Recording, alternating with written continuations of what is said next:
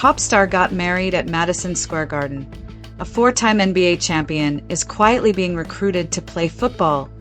And somewhere in Chicago, an NFL quarterback just sent an autographed jersey to the Pope. If you think you know everything happening around the NFL right now, you don't. Stick with me, because by the end of this video, one of these stories is going to surprise you more than all the rest combined. The football world never really goes quiet, even in the middle of the off-season. Over the last few days, the sport has collided with pop culture, religion, and even the NBA all at once. A wedding turned into an unofficial league reunion. A four-time MVP admitted he still thinks about a sport he walked away from 2 decades ago. And a fan base is bracing for the possibility that one of the greatest defensive players of this generation isn't actually done yet. Let's start where all the noise began this weekend. The wedding that felt like a locker room. Taylor Swift and Travis Kelce got married Friday night at Madison Square Garden. And while most of the coverage focused on celebrities and fashion, football fans noticed something else entirely. The guest list looked like a Kansas City Chiefs reunion. Patrick Mahomes was there.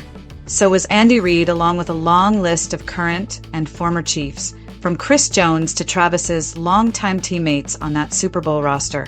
But it wasn't just Chiefs players.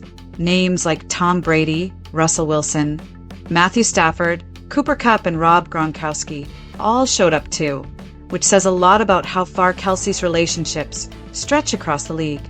And here's a fun detail. Several of the attendees have ties to Tight End University, the off-season gathering Kelce co-founded, which might explain why so many pass catchers made the cut. Comedian Adam Sandler officiated the ceremony, and according to Andy Reid, his advice to the couple was refreshingly simple. Just keep kissing. Even NFL Commissioner Roger Goodell reportedly made an appearance, which is the kind of detail fans will absolutely bring up the next time a questionable call goes the Chiefs' way this season. Then there was the bouquet toss. Chiefs offensive lineman Trey Smith brought his sister as his date, and in one of those moments nobody could have scripted. She's the one who caught it. She later shared her excitement online, calling it a moment she'll never forget, rewriting the 2024 draft with hindsight. While the wedding dominated headlines, another storyline was quietly building steam. What would the 2024 NFL draft look like if teams could do it all over again? Knowing what they know now, the biggest shakeup sits right at the very top. Drake May, who was actually the third pick back in 2024, would now go first overall to Chicago instead of Caleb Williams. Williams would slide to Washington at number 2, and Jaden Daniels, the reigning Rookie of the Year, would land with New England at 3. 3 different teams, 3 different quarterbacks, completely rewritten. It doesn't stop there.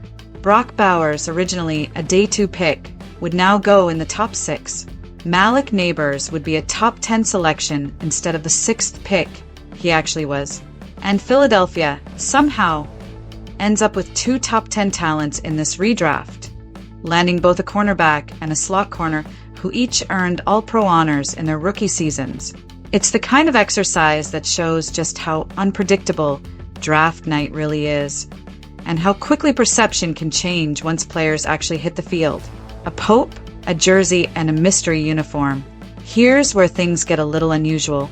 Bears quarterback Caleb Williams sent an autographed jersey to Pope Leo XIV, and the gift actually made it to him. The U.S. ambassador to the Holy See presented it in person, and a photo confirms the Pope holding it up. Williams didn't just sign his name. He added a personal message to the Pope, along with a few hashtags celebrating his team and his Heisman win, plus a Latin phrase often used to dedicate work to a higher purpose. But the real intrigue is the jersey itself. It's all white with orange lettering, and several major outlets speculated it might be a preview of a new uniform the Bears haven't officially released yet. The more likely explanation is simpler. It's probably just an alternate jersey already sold on the team's website, chosen specifically because it's white, which happens to match what the Pope typically wears. Still, Bears fans will take any hint of good fortune heading into the season. Could LeBron James actually play in the NFL? This next one sounds like a joke until you look at the history. LeBron James was one of the top high school football players in Ohio back in 2001. During his junior year, he racked up over 1,000 receiving yards and 16 touchdowns, earning first-team All-State honors. He didn't play his senior season, but his overall high school numbers remain absurd for someone who became one of the greatest basketball players ever instead. James has admitted the door never fully closed for him. Back in 2011, during an NBA lockout, both the Cowboys and the Seahawks reportedly offered him a chance to try out. He turned it down to stay focused on basketball, but he said publicly that the thought still crosses his mind from time to time. Now, with James in his final chapter as a player, NFL teams have started recruiting him on social media, mostly in jest, but it's sparked real conversation about which contenders could theoretically make sense for him. Teams built around explosive offenses or high-powered passing attacks have been floated as playful landing spots, since, realistically, a player of his stature wouldn't walk away from basketball just to join a rebuilding roster. And a few more things worth knowing.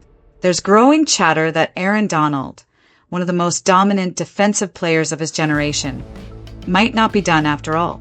A recent photo showing him wearing both of his Super Bowl rings has fueled speculation, especially after he described a return as a real possibility just last month.